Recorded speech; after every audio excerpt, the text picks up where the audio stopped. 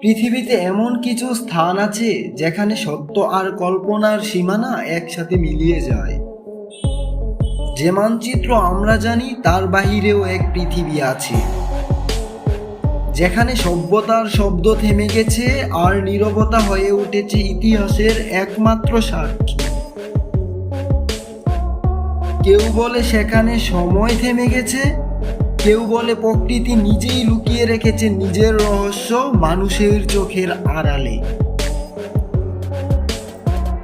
কিন্তু কিছু কিছু রহস্য কখনোই উন্মোচন করার জন্য নয়, বরং আমাদের মনে করিয়ে দেয় আমরা এখনো কত অল্প জানি এই পৃথিবী সম্পর্কে। আজ আমরা প্রবেশ করব সেই অজানা দুনিয়ায়।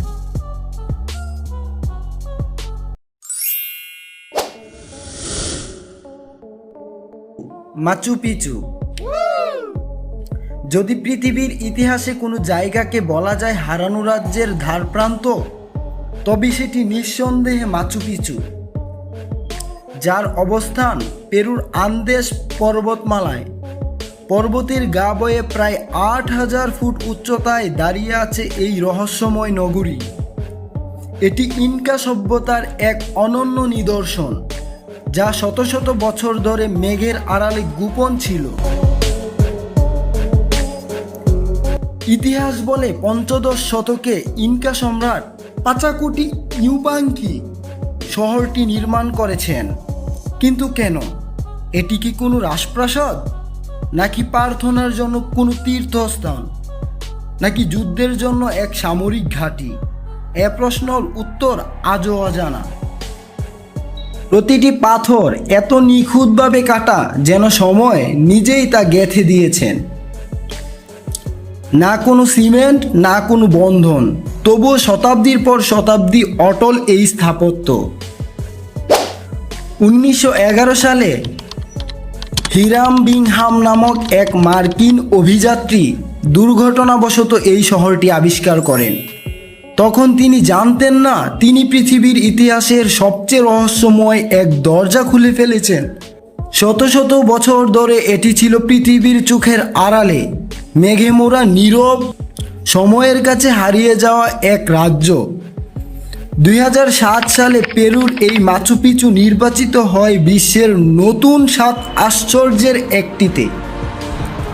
আজ প্রতিদিন হাজার মানুষ আসে এখানে অতীতের নিঃশব্দ ফিসফিসানি শুনতে। যখন সূর্যের প্রথম আলো স্পর্শ করে ধূসর পাথরগুলিকে, তখন মনে হয় ইতিহাস যেন আবার জেগে ওঠে। এ যেন শুধু শহর নয়, এ এক অমর স্মৃতি, এক অদেখা জগৎ। এটাই মাচু পিচু। এটা শহর নয়, এটা এক রহস্য যা আজও পৃথিবীকে অবাক করে রাখে।